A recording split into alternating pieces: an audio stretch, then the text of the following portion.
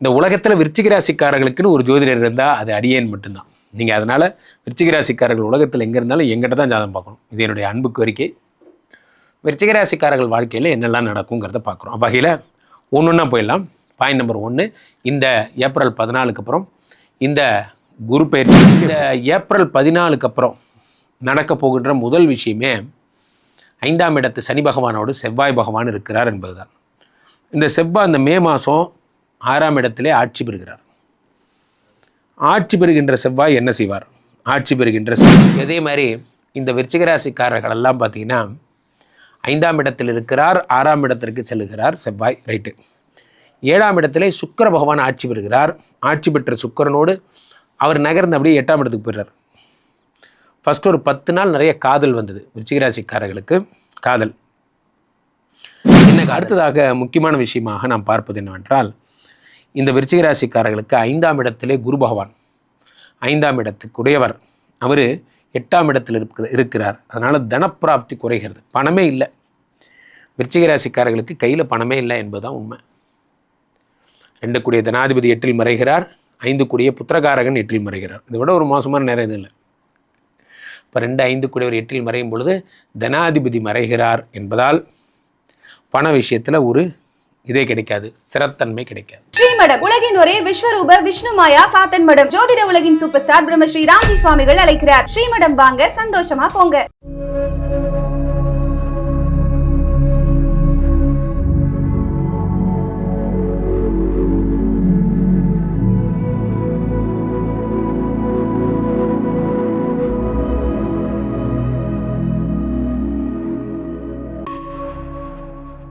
அனைவருக்கும் வணக்கம். நான் உங்கள் ராம்ஜி. என் இதயத்தின் இடப்பக்கம் இருக்கும் விருச்சிக ராசிக்காரர்களே, விருச்சிக ராசிக்காரர்கள்னால் எனக்கு ரொம்ப பிடிக்கும்.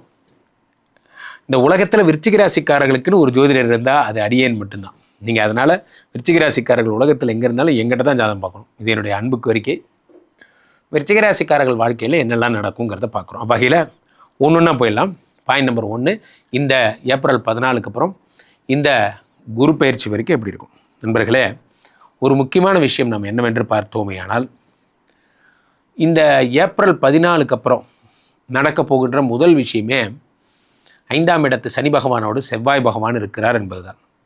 இந்த செவ்வாய் இந்த மே மாதம் 6ஆம் இடத்திலே ஆட்சி பெறுகிறார். ஆட்சி பெறுகின்ற செவ்வாய் என்ன செய்வார்? ஆட்சி பெறுகின்ற செவ்வாய் 6ஆம் இடத்திலே ஆட்சி பெறும் பொழுது அவர் ரணருண ரோக சத்துருஸ்தானாதிபதி, வியாதி கடன் கஷ்டத்தை தரக்கூடியவர். அவர் ஆட்சி பெறுகிறாரே என்று நீங்கள் நினைக்கலாம்.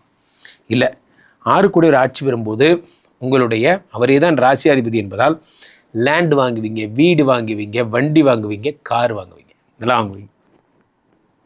உங்கள் வாழ்க்கையோட அடுத்த படிநிலைக்கு நீங்கள் போகிறீங்க. எழுதி வச்சுக்கோங்க, இதெல்லாம் நடக்கும். இந்த மாதம், இந்த மே மாதம் நீங்கள் கார் வாங்கலைன்னா அல்லது லேண்டு வாங்கலைன்னா கேளுங்க, அவ்வளவு தூரம் கரெக்டாக நடக்கும் இந்த ப்ரிடிக்ஷன். நிறைய பேர் இப்போ அதுக்காக முயற்சிகளில் ஈடுபடுவீங்க. அதே மாதிரி இந்த விருச்சிக ராசிக்காரர்கள் எல்லாம் பார்த்தீங்கன்னா 5ஆம் இடத்தில் இருக்கிறார், 6ஆம் இடத்திற்கு செல்லுகிறார் செவ்வாய், ரைட்டு. 7ஆம் இடத்திலே சுக்கிர பகவான் ஆட்சி பெறுகிறார். ஆட்சி பெற்ற சுக்கிரனோடு அவர் நகர்ந்து அப்படியே 8ஆம் இடத்துக்கு போயிடுறார். ஃபஸ்ட்டு ஒரு 10 நாள் நிறைய காதல் வந்தது விருச்சிக ராசிக்காரர்களுக்கு. காதல் என்ன காதல் பார்த்தீங்கன்னா, நீங்கள் உங்களுக்குலாம் காதல் வர்றதே அதிசயம்.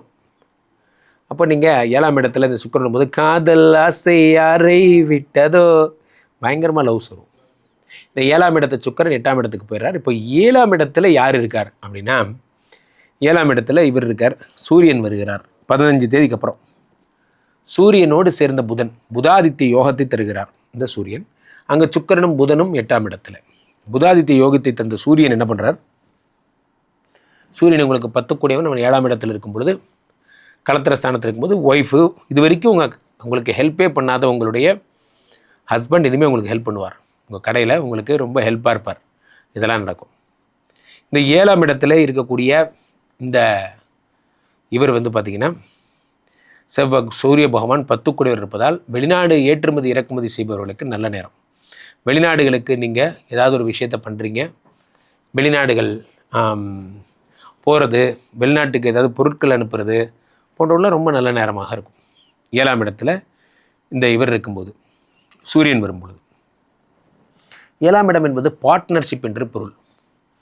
பார்ட்னர்ஷிப் பொருளாகும் போது என்ன ஆகும்னா, இந்த பார்ட்னர்ஷிப் அப்படிங்கிறது நல்ல பார்ட்னரை பார்ப்பீங்க. வாழ்க்கையில் நம்ம ஒரு வேகத்தில் இருக்கோம், நம்ம வேகத்துக்கு ஈடு கொடுக்குற பார்ட்னர் வராரா என்பது தான் கேள்வி. இந்த பார்ட்னர் என்ன பண்ணுவாருன்னா, நம்ம ரொம்ப வேகமாக இருப்போம், அவங்க ரொம்ப ஸ்லோவாக இருப்பாங்க, மேட்சே ஆகாது. அதெல்லாம் நடக்குதா அப்படிங்கிறது. அடுத்ததாக முக்கியமான விஷயமாக நாம் பார்ப்பது என்னவென்றால், இந்த விருச்சிக ராசிக்காரர்களுக்கு 5ஆம் இடத்திலே குரு பகவான், 5ஆம் இடத்துக்குடையவர், அவர் 8ஆம் இடத்தில் இருக்கிறார். அதனால் தனப்பிராப்தி குறைகிறது, பணமே இல்லை. விருச்சிக ராசிக்காரர்களுக்கு கையில் பணமே இல்லை என்பதுதான் உண்மை. 2 கூடிய தனாதிபதி 8இல் மறைகிறார், 5 கூடிய புத்திரகாரகன் 8இல் மறைகிறார். இதை விட ஒரு மோசமான நேரம் இது இல்லை. இப்போ 2, 5 கூடியவர் 8இல் மறையும் பொழுது தனாதிபதி மறைகிறார் என்பதால் பண விஷயத்தில் ஒரு இதே கிடைக்காது, ஸ்திரத்தன்மை கிடைக்காது. You need to be most careful in this money and money chapters. ரொம்ப ஜாக்கிரதையாக இருங்க. ஆனால் அதோடு சேர்ந்த சுக்கிரன் 7 குடையவன் சேரும் பொழுது, அதே மாதிரி அவர் 12 குடையவன் என்பதால் 12 குடையவன் 8இல் மறைந்து விபரீத ராஜயோகம் அடையும் போது காஸ்மெட்டிக் சம்மந்தப்பட்ட தொழில்கள், யார் யாரெல்லாம் பொட்டிக்கு காரு சம்மந்தப்பட்ட தொழில்கள் பண்ண ரொம்ப நல்ல நேரம். அதே மாதிரி மேன்பவர் பண்ணுறவங்க, யார் யாரெல்லாம் வந்து சினி ஃபீல்டுக்கு ஆக்ட்ரஸை சப்ளை பண்ணுறோம், ரொம்ப நல்ல நேரம், ரொம்ப பிரமாதமாக இருப்பீங்க, நல்லா இருப்பீங்க. உங்களுடைய வாழ்க்கையில் ஏதாவது ஒரு விஷயம் தொடர்ந்து உங்களை பூஸ்டப் பண்ணிகிட்டே இருக்கும். இந்த 7ஆம் இடத்துல இருக்கின்ற சூரியன் தான் பெரிய பிரதான எதிரி. என்ன பண்ணுவார் அந்த சூரியன்? 7ஆம் இடத்துல இருக்கும் பொழுது நண்பர்களே, ராசியில் இருக்கும் சூரியன் 7ஐ பார்த்தாலும், 7ஆம் இடத்திலேயே சூரியன் வந்துவிட்டாலும் என்ன பிரச்சனை நடக்கும் என்றால், அந்த சூரியன் வந்து உங்களுக்கு ப்ராப்ளத்தை கொடுப்பார். என்ன ப்ராப்ளத்தை கொடுப்பார்? 7ஆம் இடத்து சூரியன் டைவர்ஸ் சம்பந்தப்பட்ட விஷயங்களை உண்டாக்குவார். விருச்சிக ராசிக்காரர்கள் ஜாக்கிரதையாக இருக்கும். 4ஆம் இடத்துல ஏற்கனவே ராகு வேறு. இந்த 4ஆம் இடத்து ராகுவும் 7ஆம் இடத்து சூரியனுமாக சேர்ந்து டைவர்ஸ் சம்மந்தப்பட்ட பிரச்சனைகளில் உங்களை இன்வால்வ் பண்ணுவார். You need to be most careful in this divorce concept. நீங்கள் ரொம்ப ஜாக்கிரதையாக இருக்கணும், அதுதான் உண்மை. அல்லது அதை நோக்கி எண்ணங்களாக உங்கள் மனசு போகும், உங்கள் மனசு அதை நோக்கி போகும்.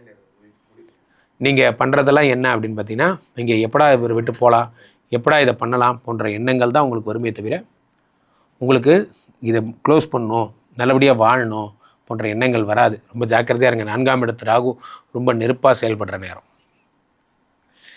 5ஆம் இடத்திலே இருக்கின்ற சனி பகவான் யோகங்களை தருகிறார் என்று நான் சொன்னேன்.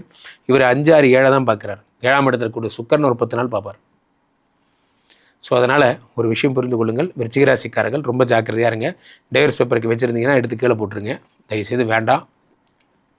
கீழே போயிட்டு இந்த 2 நம்பரை கூப்பிடுங்க, உங்களுடைய சொந்த ஜாதகத்தை பார்த்துக் கொள்ளுங்கள். உலக புகழ் வாய்ந்த நமது விஸ்வரூப விஷ்ணுமாயா எழுந்தரில் இருக்கக்கூடிய புனிதமான இந்த ஸ்ரீமடத்திலே தினசரி நடக்கின்ற விஷ்ணுமாயா ஹோமங்களில் கலந்து கொள்ளுங்கள். மீண்டும் ஒரு நல்ல பதிவில் சந்திப்போம். நன்றி, வணக்கம். இங்கே ஸ்தாபிதம் செய்யப்படுகிறார் விஷ்ணுமாயா. அது தமிழ்நாட்டில் இங்கே போரூர் கார்டன் ஃபேஸ்டிவலில் ஸ்ரீமடத்தில் மட்டும்தான் இருக்கிறது. வேற எங்கேயும் இவருக்கு ஆலயங்கள் கிடையாது. நம்மளுடைய வேலை இல்லை, குழந்தை இல்லை, நமக்குடைய எதிர்காலம் கேள்விக்குறியாக இருக்குது, கள்ளத்தொடர்பு, ஏமாற்றம், துரோகம் போன்ற பிரச்சனைகளுக்காக ஸ்பெசிஃபிக்காக பண்ணுற ஒரு ஹோமம்.